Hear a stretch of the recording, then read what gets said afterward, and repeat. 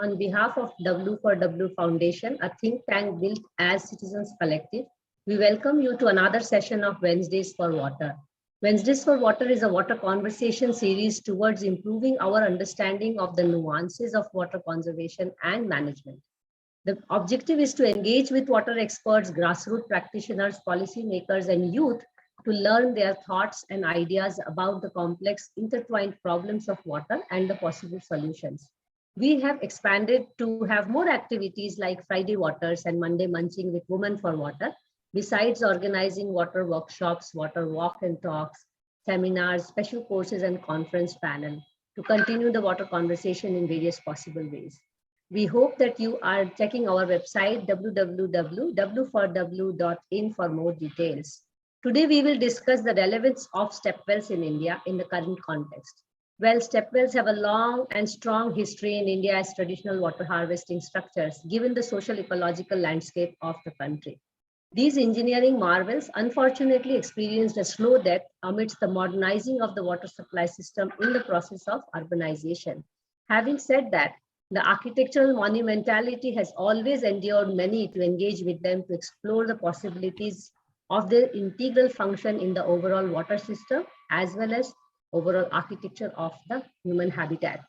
Since we have quite a good bunch of speakers today, without further ado, let me turn to them to enlighten us on the nuances of the stepwells, in particular, keeping the focus on their relevance in the today's context, architecturally, as well as in the context of water. By the way, we have today all the architectural professionals, which is rare in the Wednesdays for Water. Those with bigger heart for water and ecology, I must add that. Our speaker today is a dear friend of mine for a long time, Riyaz Tayyabji. With him, we actually had three discussants, and they are Maureen Curtin, Tanvi, Jain, and Shaunak Kulkarni. Maureen has sent her apology to all of us because she's unwell. So we will go ahead with Tanvi and Shaunak as our discussants. Let me just do a quick intro of each of them, and then we get into the conversation. Riyaz Tayyabji is a partner at Anfield Design in Ahmedabad. He is actively involved in architectural documentation and research. He's been an associate professor at the Faculty of Architecture, CEPT University, and the coordinator of Gandhi Heritage Sites Mission, set up to document the buildings made by and related to the life of Mahatma Gandhi. He has curated exhibitions on architecture and urbanity of Ahmedabad and has authored a guide to the architecture of the city. Recently, he led a team at the National Institute of Urban Affairs towards preparation of heritage conservation plan for the World Heritage City, Ahmedabad, following its UNESCO inscription. I am also aware that he made an extensive documentation of the stepwells, and I'm sure he's going to share that insights with us. So welcome, Riyaz. Our discussant today first is Tanvi Jain, who is a researcher with an MPhil degree from the University of Cambridge, UK. Her design thesis focused on water traditions of central India to propose urban water infrastructure in support of decentralized systems and self-sufficiency at various scales. Tanvi has been part of the Stepwell Collective, which I was mentioning, which was started by Riyaz, and co-curated the exhibition Stepwells of Ahmedabad that has been displayed at the Yale School of Architecture and Cooper Union in New York. And I have come to learn about Tanvi's work when she was writing very well on the stepwells during her MPhil thesis at Cambridge, and also she's my junior from there. So welcome, Tanvi. Shaunak Kulkarni did her bachelor's from MIT College, Aurangabad, Maharashtra, and his master's degree is in urban design from KRVIA, Mumbai. He has his own architectural firm, Jyotirmaya Architects in Aurangabad. He's been actively associated with Maharashtra's Stepwell campaign for over a year, where he has worked on ground in community mobilization, cleaning the stepwells, documenting, and so on and so forth. Very much a hands-on person. So welcome, Shaunak. So welcome all three of you. Let me start with a short question to Riyaz to give the floor to you.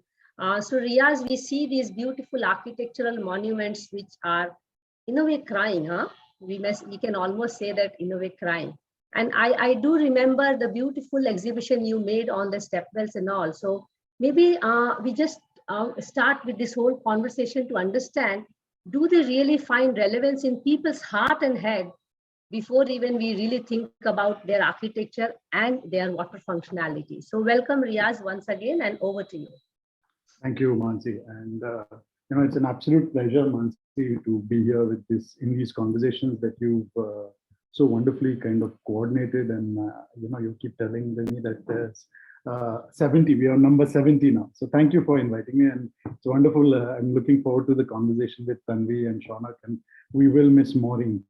If I just take your question very directly. It's very important to ask whose hearts and minds we are talking about when we're talking about stepwells.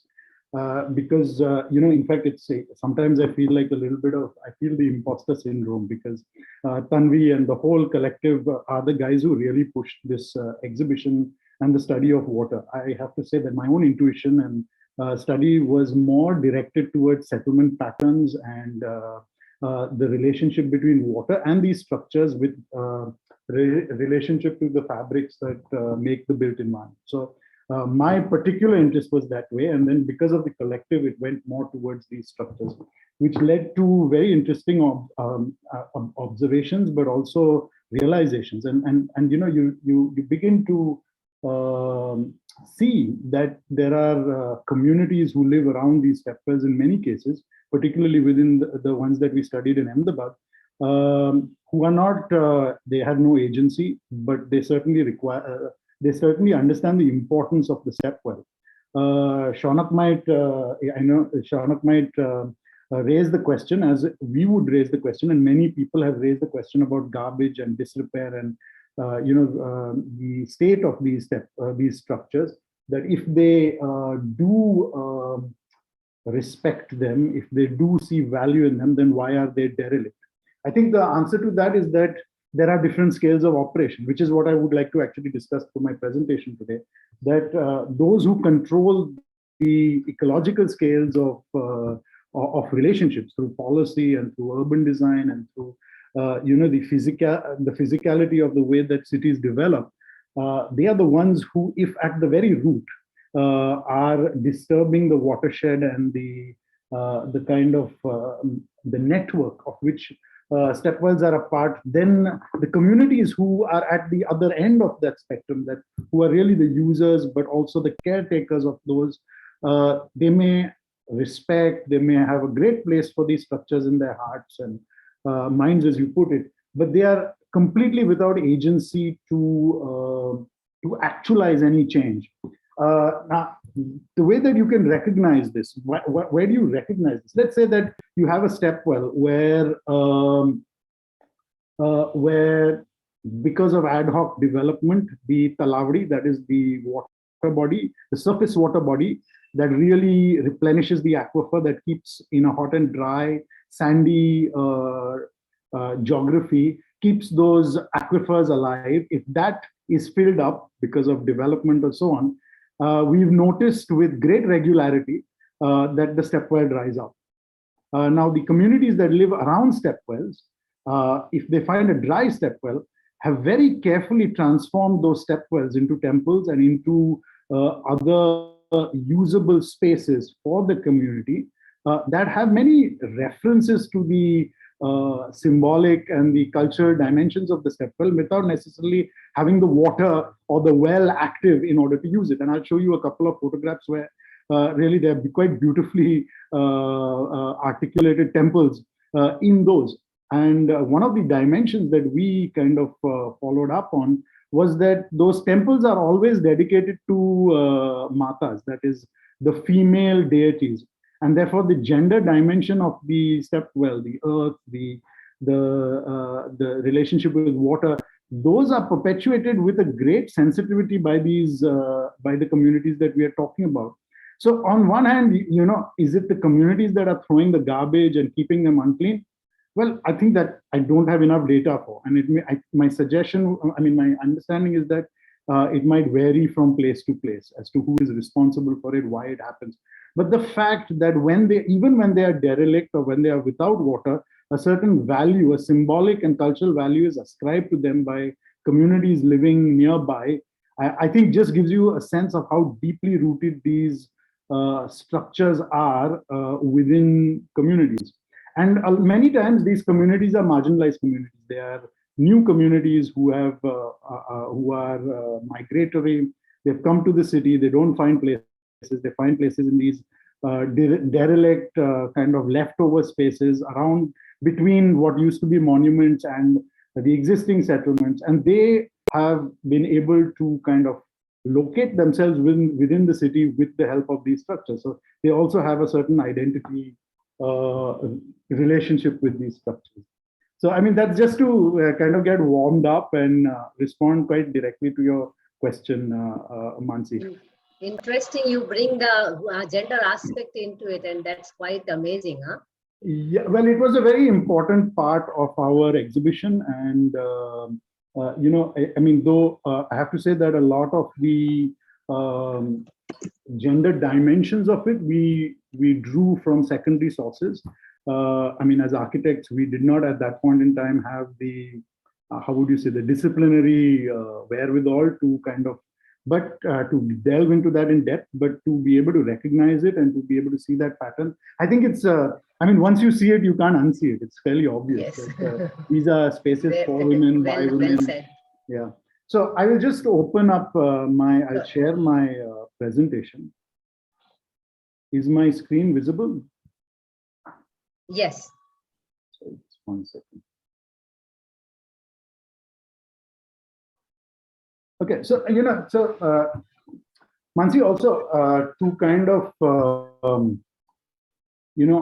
look at this whole issue. I think one of the problems with stepwells, or at least the perception of stepwells, I mean, I would say within the architectural community for sure, but also generally at large, when we started documenting and when we did the exhibition that you mentioned, is that the way that they had been recorded, documented through colonial scholarship, situated them as individual buildings which had architectural quality, which they had. You can see the kind of documentation that's done in great detail with these intricate and very beautiful drawings of all the carving and so on.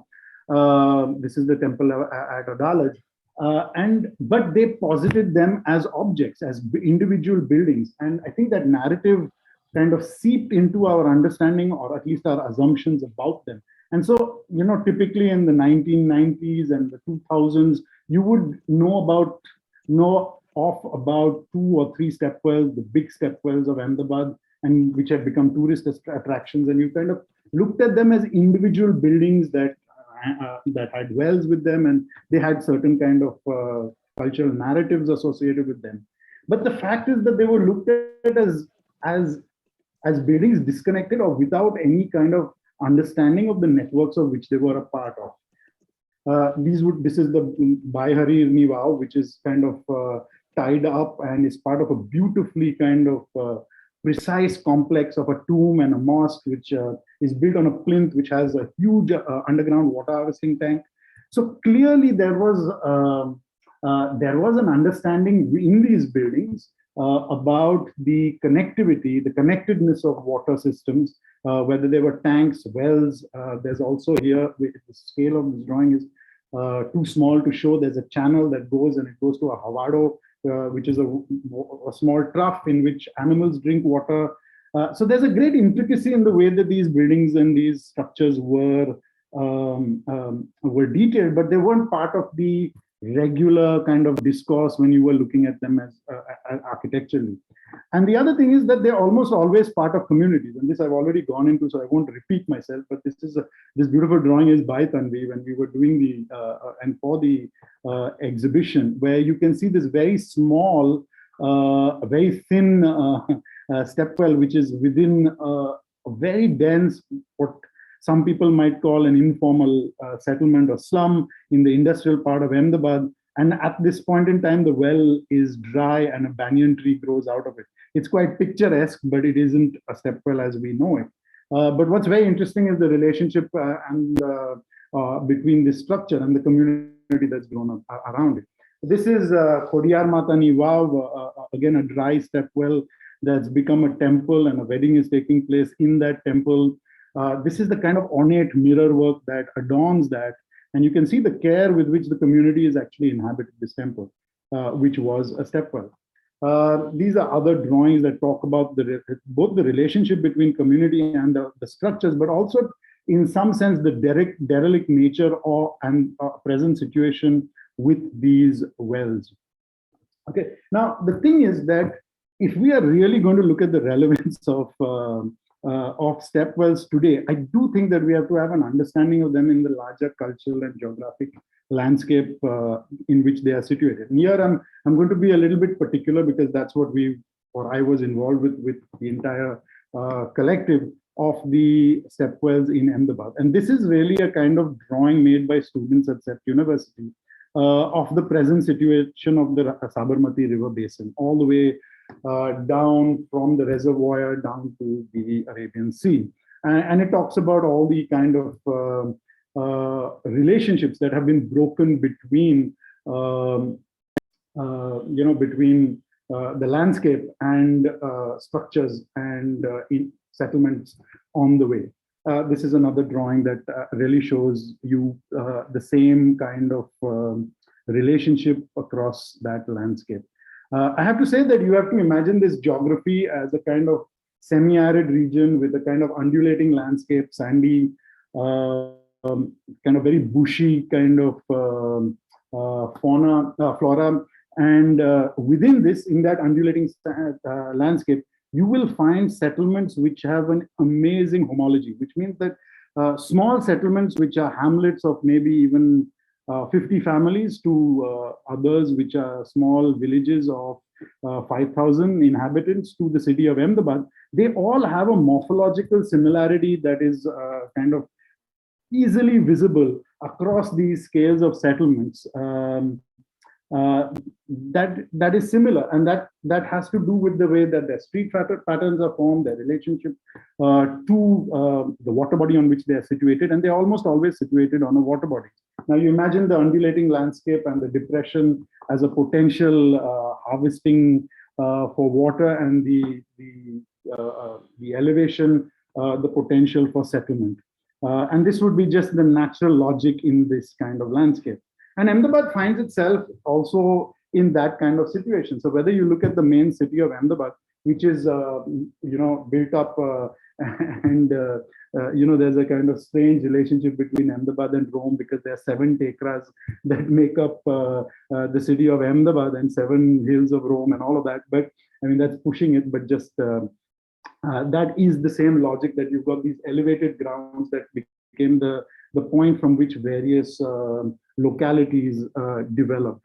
But because we also looked at cities as entities, and there was no kind of sense of them as network settlements across the landscape. There was no conception of that amongst architects and urban designers. We tended to look at a city and a village as 2 opposing categories, rather than looking at, what I showed you earlier, where it doesn't really, whether it's a city of 7 million people or a small hamlet of a few hundred, the basic morphological logic is the same. And what that does is that actually, when you look at this, there is an entire network of villages. Each green spot is actually a village with its own kind of agricultural land around it, located on a small water body. And the plan that is there on the side here is the water body and the settlement kind of relationship.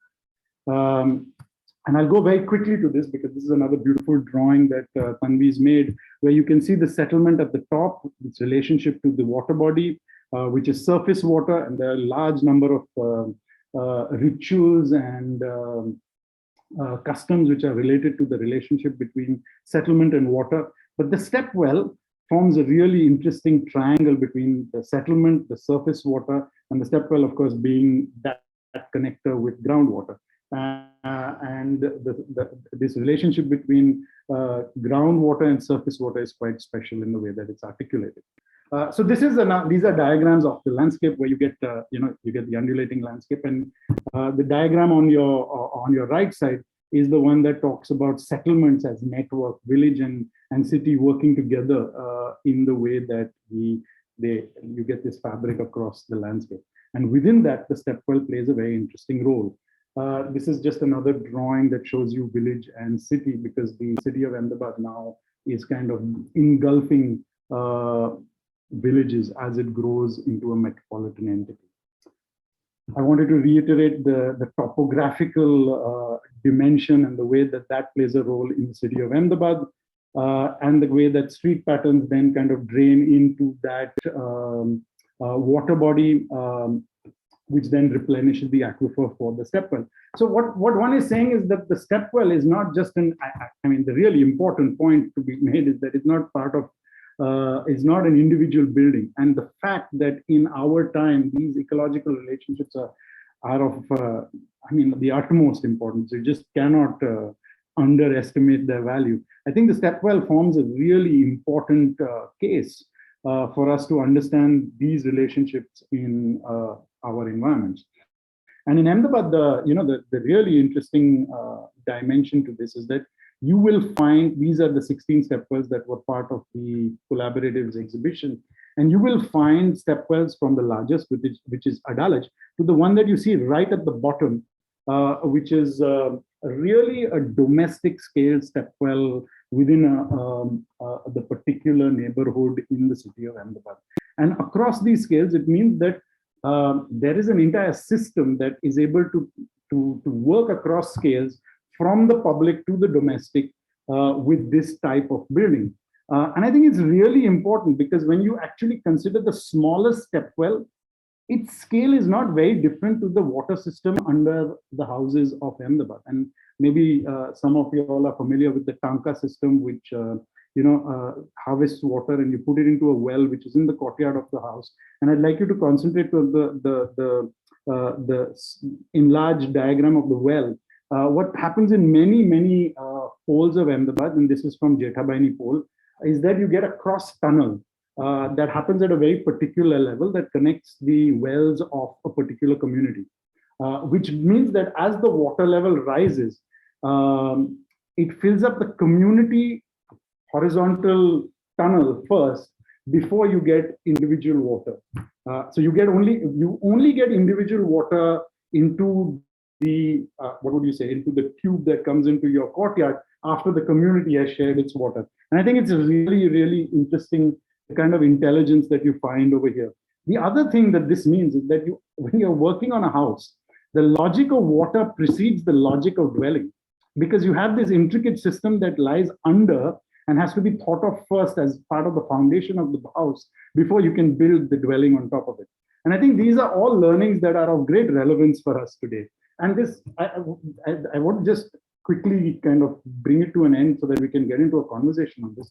What you find is it is this scale that a network that is not only able to work across the scale of a city, but actually a scale of a cultural geography, because of the kind of network it has, it still does not lose the scale and the possibility of domesticity and intimacy by which people are then, how would you say, empowered to take care of those resources.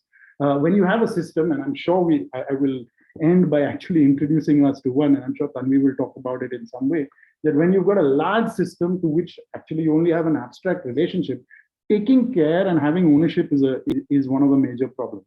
And this is just to kind of bring back that point about gender and the manner in which the communities inhabit and kind of keep these spaces alive. These are fairly recent, kind of, how would you say, idols of the deities in these stepwells.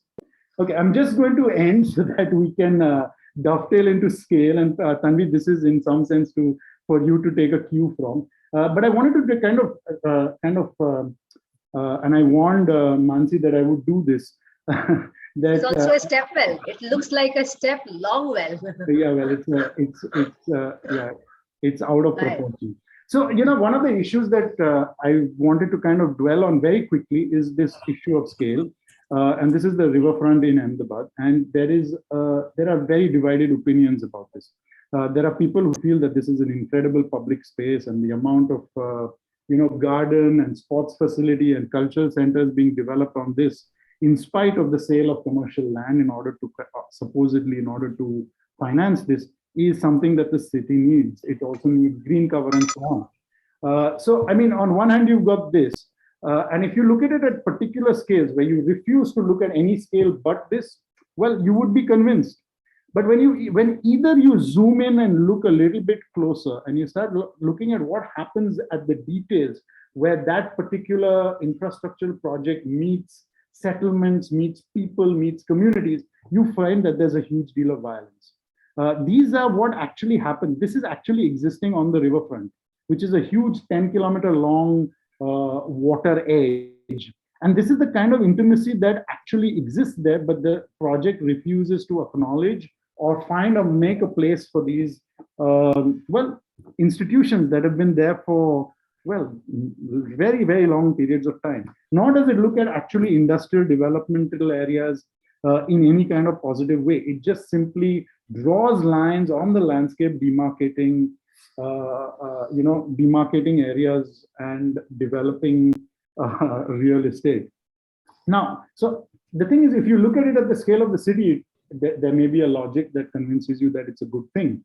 But if you either zoom in or zoom out, where the water for those 10 kilometers being brought from a river that is from a canal of a river that is in another part of the country, it begs really the question of the kind of logic and sense to this. So what I'm saying is, if you zoom out or zoom in, the kind of thinking about water just doesn't hold. It only works at a particular scale that works at the that works within certain frameworks of politics and other things. So I'm going to end on this, and I'll pass it on to Tanvi. Tanvi, I mean, I think this idea of what would you say, centralized and distributed systems is an interesting one, and it's something I think we'll be talking about. Yes. Yeah, thanks so much, Riyaz. It brings back a lot of memories of trying to find these stepwells and finding ways of jumping into them and drawing them. But I will be first quickly sharing my experience of having done a similar exercise in Indore, which is a city I grew up in after having sort of been part of the Stepwells of Ahmedabad collective and finding these and drawing these structures in Ahmedabad. I was sort of just faced with the question of knowing only one stepwell in Indore and trying to like find people and books that might lead me to others. But in Indore, the thing is that this, unlike Gujarat and Rajasthan, they're not as ornate. So they're therefore not that well documented. And it was really a much arduous process to sort of try and find. But eventually I was able to locate about 17 stepwells in Indore, which I will quickly share a quick, very short presentation for. Can you see my screen? Yeah. Yes, okay. So Sandeep, go ahead. Yeah. So so before getting to stepwells, I want to quickly talk about the current water supply of the city to the city right now, which really talks about the issue of scale that Riyaz highlighted, of how big the cities now are and how you will have to think about the supply of water at different scales. So Indore is located on top of the Malwa Plateau, which is a naturally water scarce region, and the population is about 3.5 million, and it is currently sustained by an anti-gravity infrastructure which pumps up water from Narmada to a height of about 550 meters. This central water grid supplies water to about only half of the city. The remaining half depends on precarious sources like tube wells and private tankers and other such sources. So these are some of the stepwells that I was able to sort of locate in the dense fabric within the city and on the peri-urban edge. And so the typical one, there are these monumental ones that Riyaz also spoke about, like the Dada Harir and the Adalaj, which are part of institutional processes to sort of maintain and preserve these. So this one is Harirao Holkar Kund, which is part of a fortified complex by the Saraswati River, and also has like ghats on the edge. And one of the key differences in stepwells of this region is that the stone which they are built, it's a harder dressed basalt, and which is also one of the reasons why they're not very ornate, because it's harder to sort of carve this stone. And the aquifer is not as deep, so you don't have to go very deep to access the groundwater, which is why most of these stepwells are quite shallow. And yeah, and then this is a typical Kund typology of which is part of a larger complex of temples and chhatris. And then there's this other one, which is the Champa Baoli, which is also part of a larger Holkar palace and also maintained by the ASI now. Then there is the community scale, slightly smaller stepwells, which have somehow found meaning because now they are spaces for worship. And this one here is now actually there's a dargah which has been made, but ironically the person who sort of maintained the dargah told me that they have to rely on, even though there is water in the well, it's not clean enough to use, and you have to rely on tanker water. And then there are these some of these which are found in like larger estates, larger private estates. And this one here is within a residential complex in a very old house within the city. And then we come to the even smaller scale of a really intimate scale of the stepwell, which is more like an open well, the kua. And there are many of these across the city and across, like there's one in the which has now got an informal settlement around it, which has recently been revived by the community because they were disconnected from the central water supply grid. And this one here, it provides water to all around 300 houses in the neighborhood. There's one which is also part of another informal settlement, which is where you can see it being neglected, and the women of the community having to sort of walk large distances to fetch water, but still the stepwell becomes, the parapet of the stepwell is still where imported water now sort of sits for use by the community around. And so I just want to sort of talk about, I think it's just an extension of what Riyaz was already talking about, the different scales and how they become part of the community or institutional processes to be maintained or are neglected, and therefore are not maintained by these community processes. And I think now would be a good time to sort of just see what Shaunak has, because he has a lot of hands-on experience of having worked in these spaces. So I would, perhaps ask him to join in, and he can share some of his experiences in Aurangabad. Yeah, thank you, Tanvi. Can you please put on my presentation? Yeah, thank you. Yeah. Despite of being an architect, my role in Maharashtra Stepwell campaign is a little bit different. We work hands-on to restore the stepwells, to engage the community with the stepwells, and to make sure that they are being part of day-to-day lives of the people who are residing nearby. So I'll quickly, I want to put some issues that we have identified while dealing with all these stepwells throughout the state of Maharashtra with the campaign. I would like to put these 5 issues on this dais. First is this dumping activity. I don't know why, but slowly and steadily these stepwells get converted to a dumping yard. A lot of garbage and a lot of drainages are opened up in these tanks, and then water gets polluted, and stepwells are even get forgotten in course of time. So cleaning of these stepwells is the solution we have taken in our hands. In this last summer, when the water levels were dried out, we worked on around 100 to 110 stepwells and cleaned out like 100 to 150 trolleys of garbage from single stepwell.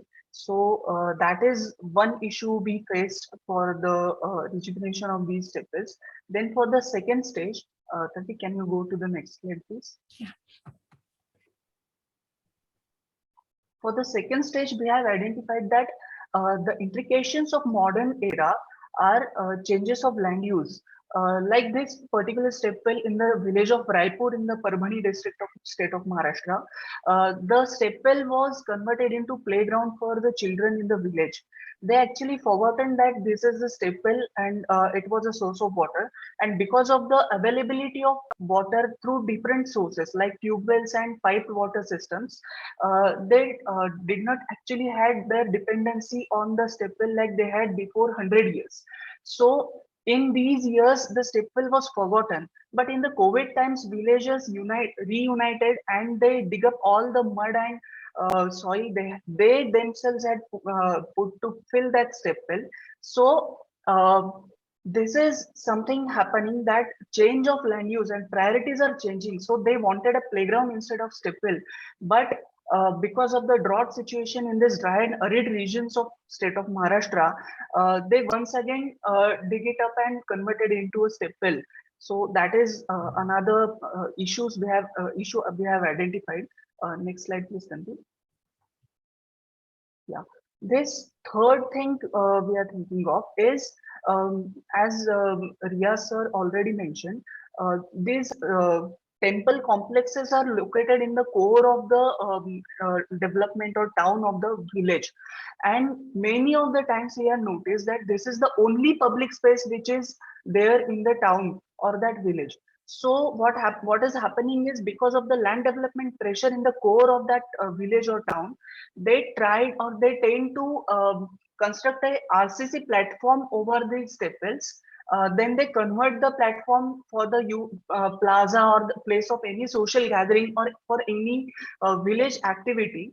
And then people of the village use that as a playground or open space. And stepwell is converted into a tank. But when we talk with them and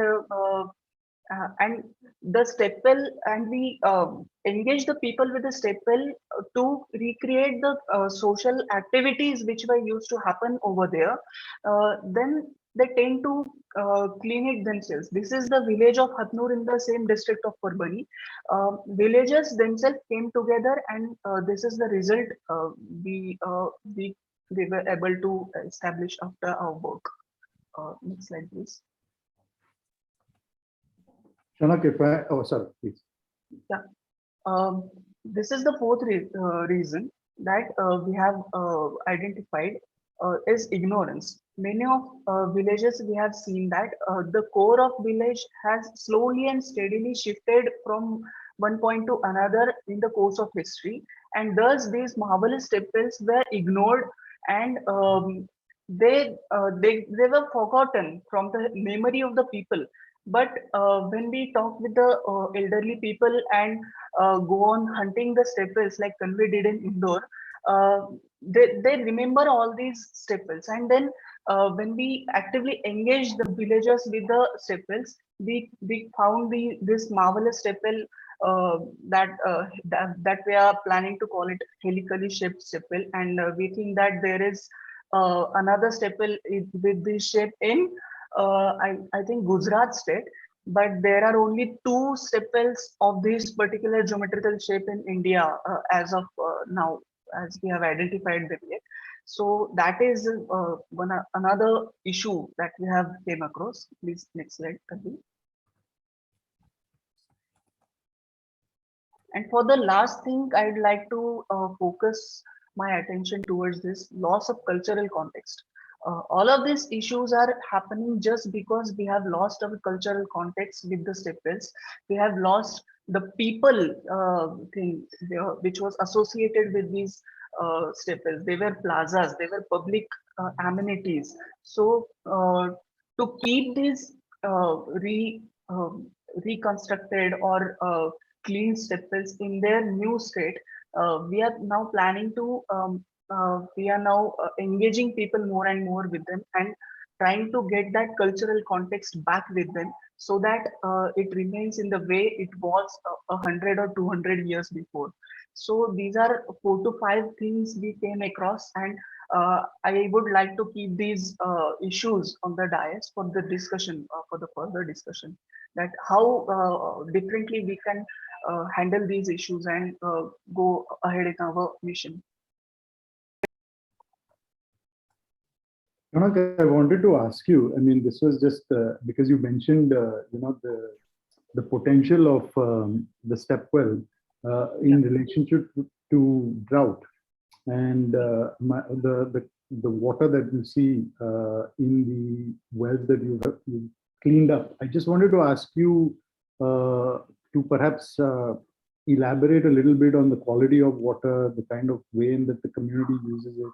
What was the effect to drought-ridden areas? Does the value of the stepwell jump immediately? What has been your kind of experience with the way that the community has reacted to the cleaning process and the fact that the water, because some of that water looks really of good quality, just from the, Yes. I'm just saying from your photographs. So to get the water back into the stepwell, we don't have to clean a particular stepwell only isolatedly. Like you have mentioned in your presentation also, we can't look towards this stepwell as a single building. There are these multiple stepwells in 5 to 10 kilometer radius. When you clean 4 to 5 stepwells in a consecutive and simultaneous manner, then slowly and steadily these aquifers get cleaned out and opened out. And then water starts sprouting out through all these stepwells. The water level of these stepwells does not cross in the first photograph. Water level is still first mid landing of the steps. So water level of that stepwell will never cross that level.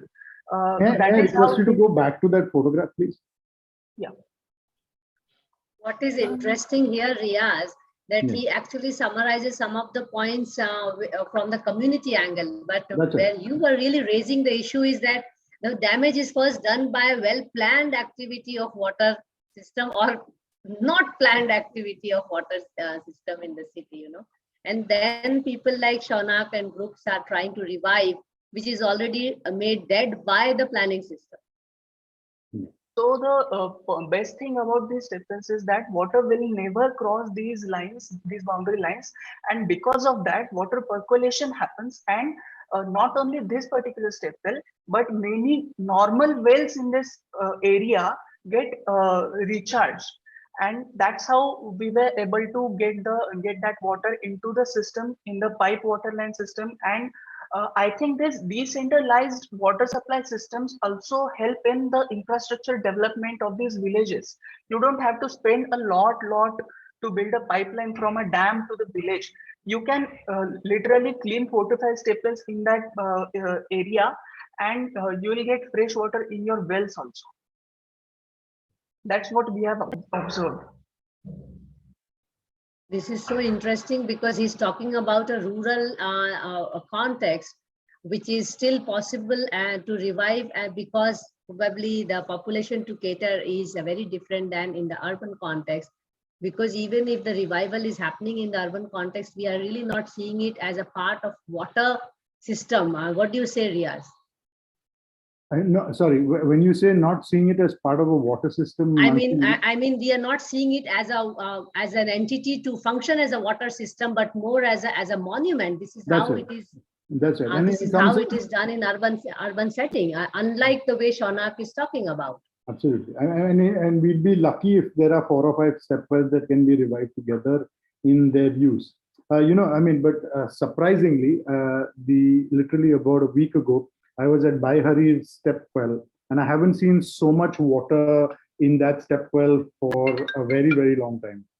So, I mean, I don't know why it's happening suddenly. Maybe it is because of the Asarva, the Talaudi having water in it. I'm not sure, but I mean, there are situations even in the urban context that, if the right thing is done, and, I know that your thesis when you were in urban design was about this relationship between, strengthening the relationship of the Talaudi and public space, and I mean the implications on an entire system of both water You supply still as well remember as 25 years. stormwater. Yeah, Yes, stormwater. 25 years, you still remember. That is true. That is true.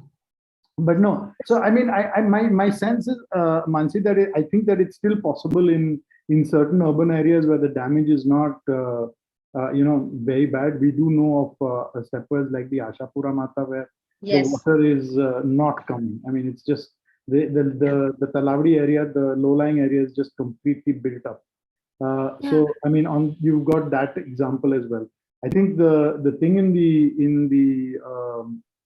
the smaller settlements that Shaunak is developing, that it's still retrievable, and the communities are still active, and I think that in some sense, and perhaps that's not the right way to say it, but the drought incentivizes you to make the effort. Yeah, the crisis. And that's why the crisis situation.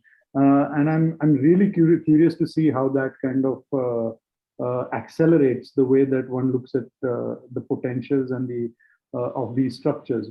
So I mean, I'm just curious with Tanvi. Tanvi, because you also had this scale of stepwells, and you also saw the situation where in a very cramped location, you found these little stepwells.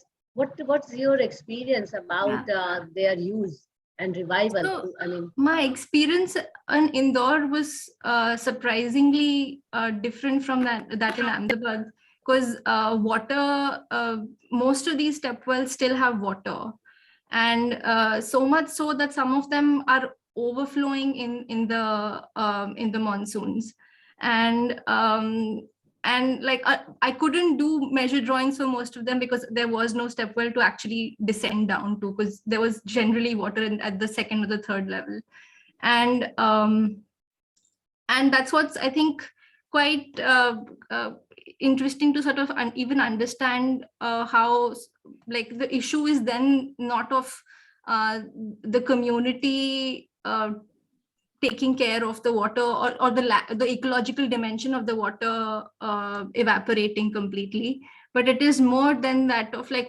the perception you have towards like the general usage of water from central supply versus the Kua water.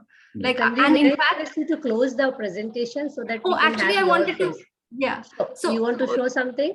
Go ahead. Yeah, so I was actually pointing out to this one map that I was working on with EPCO, and they were able to locate from GIS data. They have put together around 600 open wells and 72 step wells, and some of these step wells were actually built as late as the 1980s.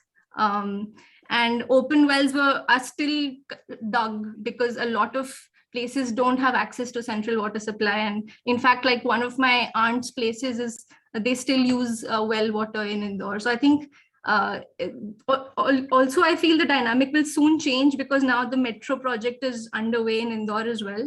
And because of that, the aquifer level will go down drastically. And now the government is sort of, instead of even like there's no political effort to revive any of these, and there's, on the other hand, a massive loan taken to expand the central water grid in the peri-urban areas as well. Getting Narmada in Indore now. Even Shipra is getting Narmada.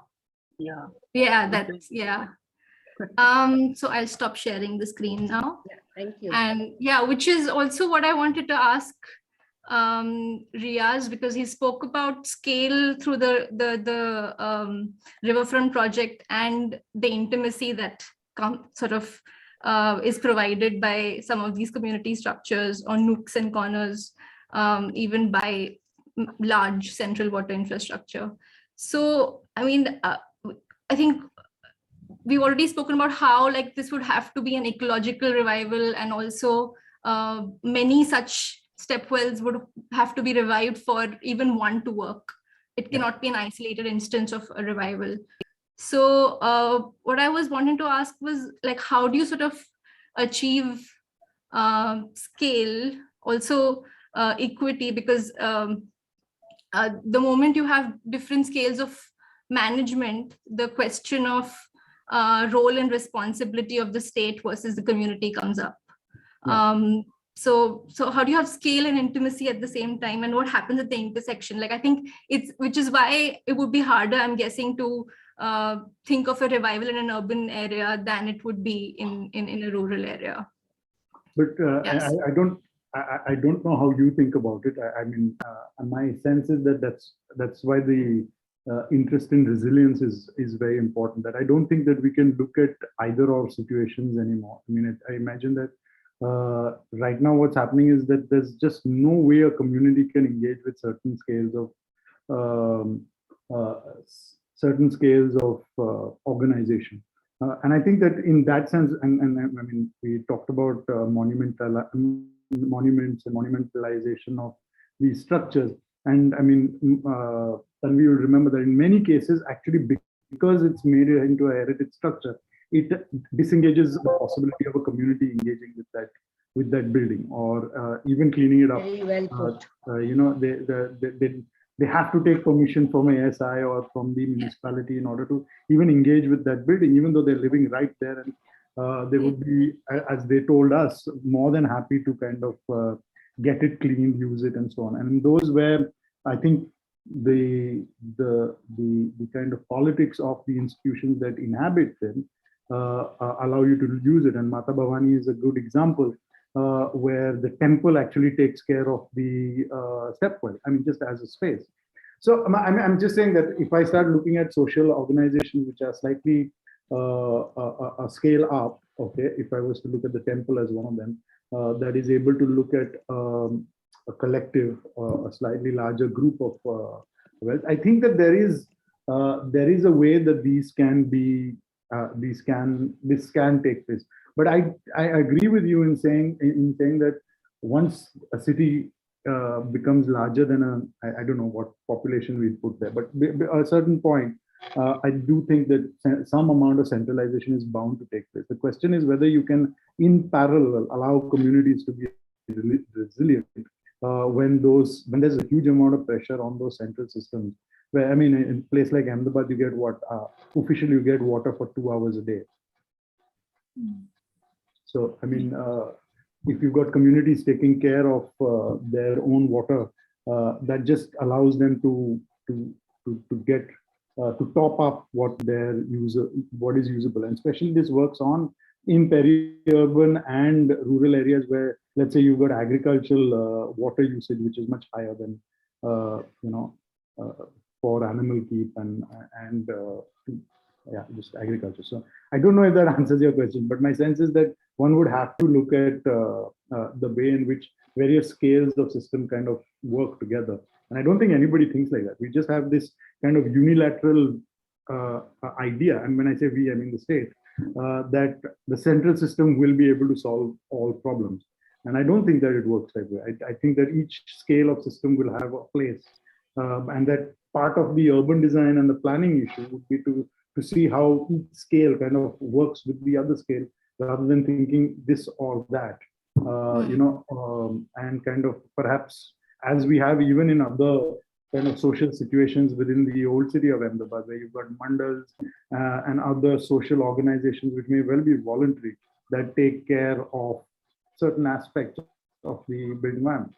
So I'm just imagining that one will have to allow those to emerge as well as one, as we are able, if we are able to revive them and find a new contextuality for that water, that system in the urbanity of today, not imagining it within a medieval urbanity, even though, I mean, it is historically that, but looking at it in terms of the fact that there's modern lifestyle associated, I mean, that's aspirational there. I don't know. I think I've just gone it round in a bit, but my main point is that you'll have to look at Maybe hybrid. I will step in because there are quite good suggestions and questions pouring in the chat box. So we will get our participants to engage with all of you. So may I invite Marius first, because for him it is already overwhelming because he is learning about stepwells for the first time as he writes in the chat box. And Marius, maybe you may like to ask the question by yourself. Go ahead and unmute yourself.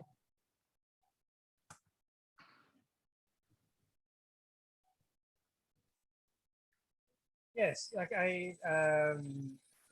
I'm not sure what the situation in India is, if there is something like what we have in Europe or in North America, cultural heritage sites. So would that be an option? Because if I look at especially the one very nice geometrically shaped stepwell, could they be considered a cultural heritage?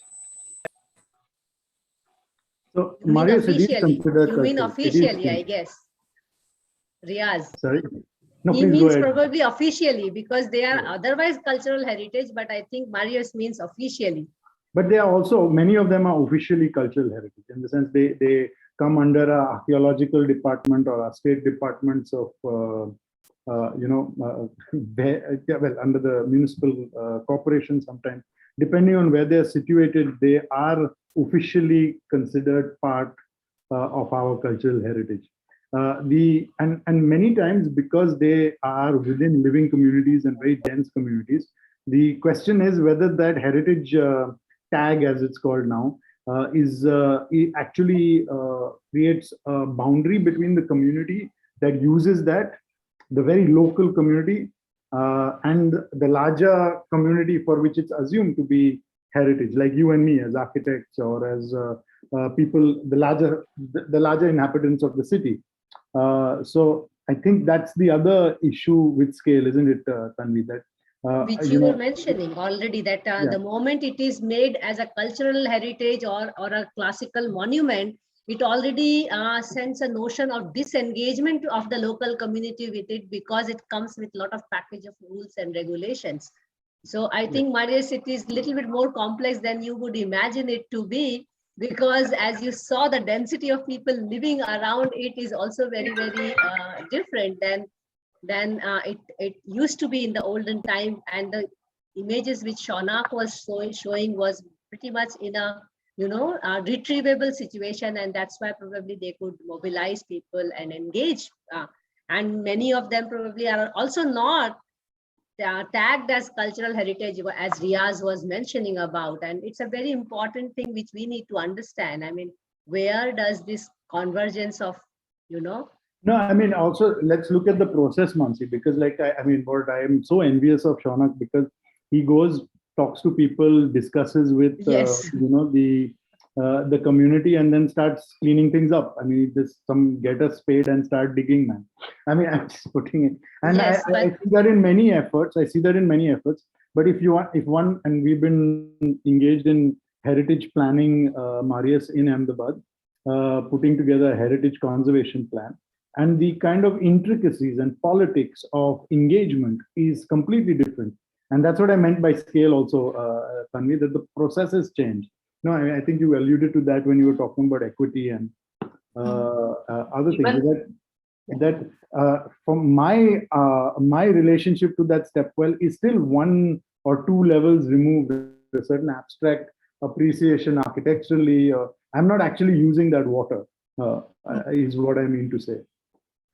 Also, what happens if you put the heritage tag is that you monumentalize some of them, which is the colonial idea of looking at them as individual, spectacular spaces, at the risk of forgetting the other smaller ones, which do not have a place in the imagination of cultural heritage, or like at least the today's understanding of what cultural heritage would mean in an institutional scale. We do some level of discrimination in that as well. Then not all stepwells become cultural heritage, which is exactly what all the lakes have suffered. When we started designating the lakes as lakes, we lost 500 lakes in Ahmedabad. So once the formal designation started. So Marius, we have to go a little bit further into really looking at that aspect. So maybe I take more questions and get more clarity on the topic. I see some points also raised by Vishwanath. Maybe you would like to chip in something? And then Hina. Yeah, sure. So as always, wonderful to see the works Riyaz, Tanvi, and of course Shaunak with the Maharashtra Stepwell movement. Great to see youngsters getting involved and pitching in and doing voluntary action. So fantastic work. So let me not sound like a wet blanket with some of the questions that I asked, but these are some of the difficult ones, right? So Riyaz, Tanvi, and even Shaunak, some of the reasons why the stepwells were closed was actually the guinea worm, was also cholera, was also malaria. And there was a deliberate attempt by the state to dump garbage into many of these stepwells to persuade people to move to the hand pump, right? So we shouldn't forget that at that point of time, when the state was intervening, it was for a health purpose and a good purpose. So when we revive it, how do we make sure that that is not forgotten? The history of that is not forgotten. One. The second point that I wanted to ask you guys is, you've done a fantastic documentation of the architectural and the urban design and the urban hydrological spacing of this, right? And putting it in perspective. But there's also a sociological perspective, which is crucial, because I put it in my chat. These were all constructs of a feudal aristocratic society where capital was being invested in what is called community, but was actually generally owned by the rich people. So they're also caste, class, and gendered constructs, right? These, all of them, right? So when we move to a democratic space, and which is also now individualistic and capitalistic, how do we then fit those old constructs, those old artifacts into the modern narrative? Is also a challenge for us. We'll have to think about it in many ways, right? The last point that I want to make is that now there is a sudden interest from the central government as well as the state governments in looking at aquifers. When we look at stepwells, we look at them as artifacts, but they're connected to aquifers. And obviously aquifer is a bigger entity to engage with and try and see how it can fit in with the functionality. Like in Indore, how could groundwater play a role in supplementing the Narmada waters? Because groundwater would be way cheaper, way less embodied energy, way less carbon emissions, and so on and so forth, right? So the new narrative, for which we think, and there are a small group of us who are all engaged with this, is to figure out the site for the government. So can we create groundwater cells in all the municipalities and in all the water utilities, so that they then begin to understand aquifers and then engage with the wells and stepwells? So there's a positive movement there, and as a group, it would be very great if all of us can come together to push this agenda further. Right? So some brief comments. Vishwanath, great to meet online. Just wanted to ask you, when you say cells, you mean as an administrative cell? Institution, yes, he means institution. Institution. So, Riyaz, what happens is that in Bangalore Water Supply and Sewerage Board, which is pumping 1,500 million liters of water to the city, there's not a single hydrogeologist. So groundwater does not exist for the institute, right? Groundwater is non-existent for water supply. So when we say cell, can we create a cell with hydrogeologists and community mobilizers who do the interface between aquifers and communities? And then therefore we are able to better see how aquifers and stepwells and wells will become part of the functional requirement of society also, to a certain extent. It may not be in all extent, but in certain extent. The state is now blind to aquifers and especially stepwells, unless it is seeing it from a cultural heritage perspective, right? So can we see it from a hydrogeological and water perspective also? That's the thing. Maybe Shaunak, you may like to chip in, because you are already giving us an experiment, and maybe we can draw some lessons from it. I'd like to put a few facts on the table before continuing with my experience. That I live in a city where I get water for 2 hours after 11 to 13 days. And I work in the village areas where we have to drill the earth to 300 to 700 feet down to get the groundwater from aquifers. So what I've learned in this mission is there are different levels of aquifers which are currently active. from 60 feet to 100 feet, they're rechargeable aquifers. And what our target right now is to these stepwells are like air valves to the first level aquifers. So if we open up that air valve, maybe recharging and then filling up the other levels of aquifers is deliberate action we should be taking towards. So that is my point is like we should firstly engage with recharging and opening up these air valves by cleaning these all these stepwells. That can be done in the first stage, is what I feel. The point is, who are these we? So Riyaz, question comes to you, what Vishwanath was saying. Should we use Shaunak and Tanvi and people like Maureen? By the way, today we were looking at presenting 4 states, so still 3 states is a very rich information we have on the platform. So Maureen was going to present Rajasthan. So Riyaz, do you see Tanvi, Shaunak as our future, aquifer cell heads of these states? Why not? And Vishwanath, you already are getting these youngsters to really mobilize them. Mansee, trust you to put everybody on the spot. Yes, of course, one looks at it, but again, I mean, if one is looking at it in that manner, and I don't have an answer for Vishwanath, because I think that, I don't know, social questions are very difficult at this moment. But water management is social management. That is the biggest problem. No, I do understand that. But I think that but therefore, I mean, to identify Shaunak and Tanvi as individuals who are going to contribute, it's just not going to be enough. That you and I both know.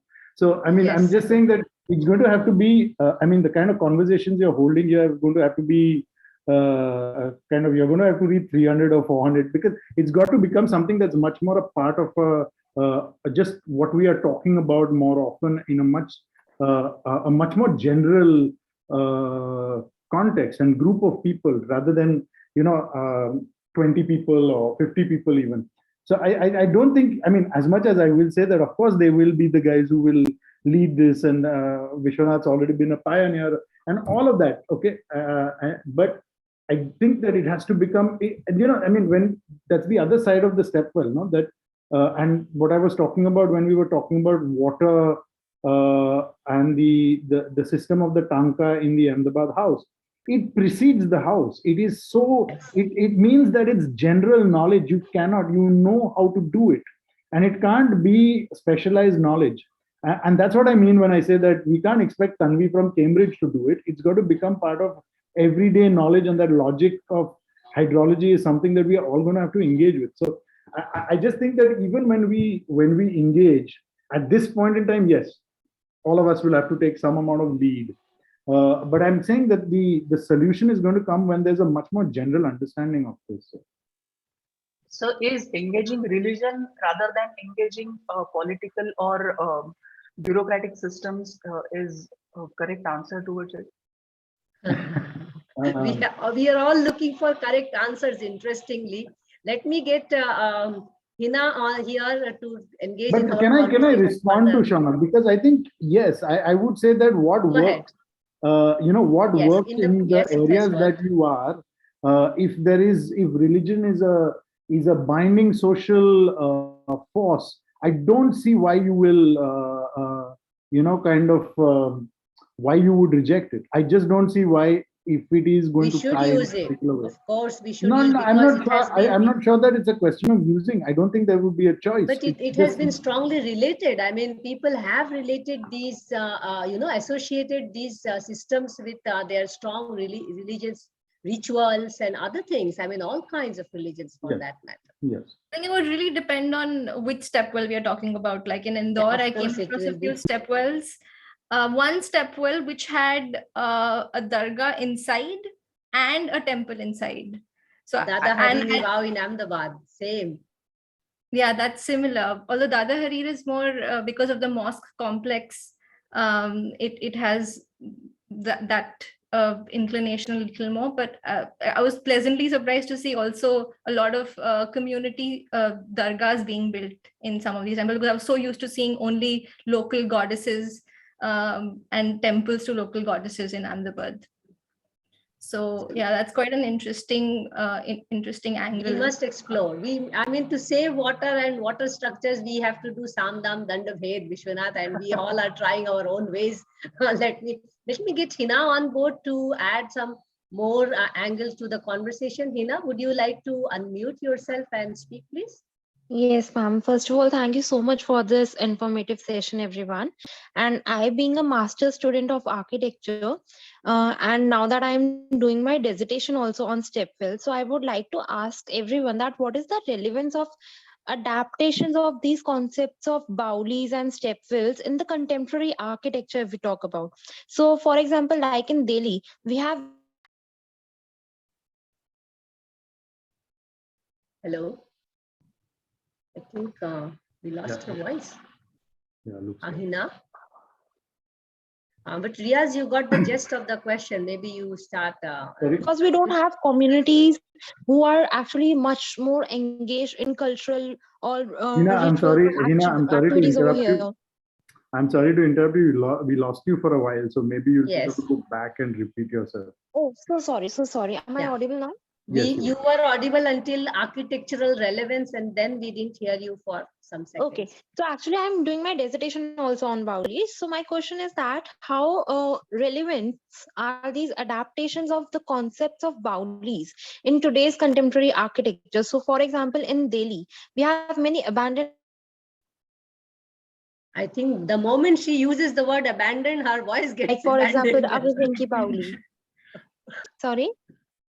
No, we hear you. Continue. Okay. But I think we got the gist of the question. So maybe. Yeah. So my question is that how can we actually make them part of our society for today when we don't have people around us? Like we have many people of cultural beliefs or religious beliefs in Jaipur or maybe some other parts like Maharashtra also. But in Delhi, we don't have such peoples around the settlement areas or the Bauli areas. So how can we make such Baulis the part of today's architecture? Riyaz. Do you mean Tanvi. building new contemporary 21st century stepwells? Is that what you mean? No, not old making ones. them new, but conserving the older ones. And how can we incorporate them for today's architecture? Because they are abandoned. We cannot actually want people over there to just go and dig some water for their daily usage or something. But how can we make them part of our today's lives or society? Hina, if I understand correctly, and I'm not completely familiar with the details, but Agraseni Baudi is a huge tourist draw. Okay, Yes. and it is one which is completely, as you said, when you said, I wouldn't call it abandoned because it's a very focal tourist attraction, but certainly it's been cut off from the network of which stepwells are usually a part, aquifers, groundwater, Yes. all of that. So, I mean, and that's partly because of the way Delhi is developed, and particularly that part. So, I mean, I think I don't know enough about it to tell you that it can be brought back to life. I don't know. But I think that, well, if it is cut off, then one has to consider it a ruin, and then one treats it slightly differently. But I mean, I don't completely understand when you say integrated with contemporary architecture, what you mean.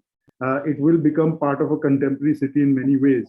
And I think that in Delhi and in places like Bombay doesn't have that, but Banganga as a water structure has had its own way of dealing with it, with itself, and it still works as it did traditionally with the temple. But in Delhi, I'm not sure whether development is there's such a what Shaunak identified as developmental pressure, whether those particular structures are possible to revive, in which case they will become monuments. I mean, if they are of that architectural and cultural value. Yeah, just because I didn't wanted to see them as a spot of tourist attractions, but what else can be done to revive those places? If you're looking for a one-word answer, we are using them as open-air theaters in some places. So in a way, Hina, you are contradicting your own question because you were looking for architectural relevance to it, and at the same time you are saying you are looking for alternate. Let me take the last question because I know Tejendra has worked extensively on the stepwells of Ida, And that will be our last question today. And he's also doing urban design from SEP University. So Tejendra, and he has put his question. So you may unmute yourself and please ask your question. Can I audible? Yes, you are audible. Go ahead. Hello. Go ahead. Yes. My question is from the urban design perspective, how to improve heritage structure of the stepwell and they remove the encroachment along the monuments. What are the future trends of the water body, especially the stepwells? In terms of old stepwells are ruined structure and some of the use as a garbage. I found the 4 stepwell in the either, especially the total 9 stepwells, but 4 stepwells in the good situation. But I have cleaned the initiative from the leader and the local, the Chaturmukhi Vav and the Gatiki Vav. And in the older time, I have found that a stepwell not just used for the water dig out from the stepwell, but in terms of Vadnagar to Jodhpur travel from through the leaders and the use for the taking some rest for that place and some sittings along the stepwells are nice, interesting. I have documented that place, and I realized the stepwell is the most important part of the society in the older time. Riyaz. Yeah, Yes. Tejendra, thank you for your question. Actually, it might shock you, but many of the communities that I was talking about are exactly the encroachments that you are talking about. Okay, so I mean, I'm a little bit wary about saying that we should, kind of clear them out or displace them and so on. I think that it has to be a much more careful understanding of what are the relationship between those communities, however new, however much we may like to see buildings as kind of isolated, foregrounded, entities. I think we have to realize that fabrics grow, change, compress the space around buildings from. Hi guys. Including. Go ahead. Sorry. No, including stepwells. So I mean, I think that those communities, and I would say that I don't know the case in Vadnagar and Eider as to what kind of communities, what pressure, how they use it, whether it's a positive use or a positive engagement or not. I think one would have to study that very carefully before saying that you should remove them or that they should be displaced. I would just be a little wary about that. I think very well put, and you were really bringing that aspect very clearly right from the beginning, that how communities' life, even today, is so well, placed, and we have to be very careful how they are dealt with when we talk about stepwells. And another important learning, I think, from today's discussion is that seeing them in isolation, especially from architecture, urban design, has to be now given a red flag. Because in architecture, urban design, still water is not part of education, for which I am also, fighting in this country, that how water can be brought in as a mainstream education in architecture and urban design. So unless that happens, stepwells still remain architectural monuments in our heads and hearts.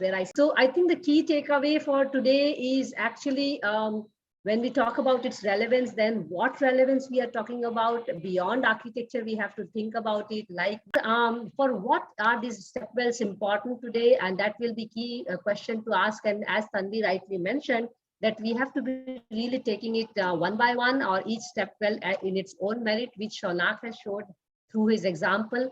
What we learned from Riyaz particularly is how do we look at people? I mean, engaging people with the whole doing or undoing of something around and in the stepwell is very important. And I think, what is the future of theirs? I mean, are they going to stay as beautiful architectural, cultural heritage as Marius was also pointing us out and then asking what we can do? And I think an important part is to learn from here is institutions are very, very crucial the way they look at it. No matter how much we deny in architecture and urban design, the role of institution still remains at the core of taking them, because the very fact stepwells started dying a slow death is also an institutional process which we know as urbanization or the modern water supply system. And as Vishwanath already added, that to avoid water epidemics, the step wells were the beginning of, in abundance. But having said that, if they are sitting in our urban settings, we still need to think about it. And that's why we had this conversation today, because they are part of our heritage as well as they are today. So it's not only heritage. So we have to keep thinking, and please let know that this was our one of the sessions. We are really thinking of holding one more session, because we have some wonderful stepwell makers and also conservation architects and doers. So we really hope to get them later on sometime when they give us time. So I'd like to thank, first of all, Riyaz, Shaunak and Tanvi for their presence. And it's pity that we could not have Maureen today, but she has promised to be in the next one when we have it. So it's really great that we could see the various aspects of it, right from looking in and out of it, zooming in and out of it, and getting into details of what Tanvi was trying to show, and then seeing how it can be really done. But then we are looking at different contexts between the three presenters we had today. So thank you so much, Riyaz, Shaunak, and Tanvi, and thanks all the participants for being with us for so many sessions. Today we completed 70 sessions, to be honest, and those who are watching us live, because nowadays there are more people watching us live than actually registering with us. So thank you for support, and thank you for really being there to continue doing this water conversation towards water conservation. And next Friday, which is this Friday, we on October 21st, we will have a young scholar presenting her study or in the part of water thesis, which we are now regularly running as once in a month session. And she's going to present on water management and agrarian livelihoods in Kaveri Delta region. Jyoti Nair is our guest speaker that day. So we are really trying to encourage young water scholars to continue their water endeavors, because not many people continue water's profession, by the way. We are not having next week a Wednesday session because it's Diwali. So Diwali greetings from all the Wednesdays for Water and W4W Foundation team. The week after, Wednesday, which is November 2nd, we are going live from Azim Premji University. And we are going to talk about, again, future of water and future of youth related to water. So do keep checking us and keep an account of w4w.in, where we are really posting our latest events. Thanks to all, and take care of yourself. Bye-bye and happy Diwali.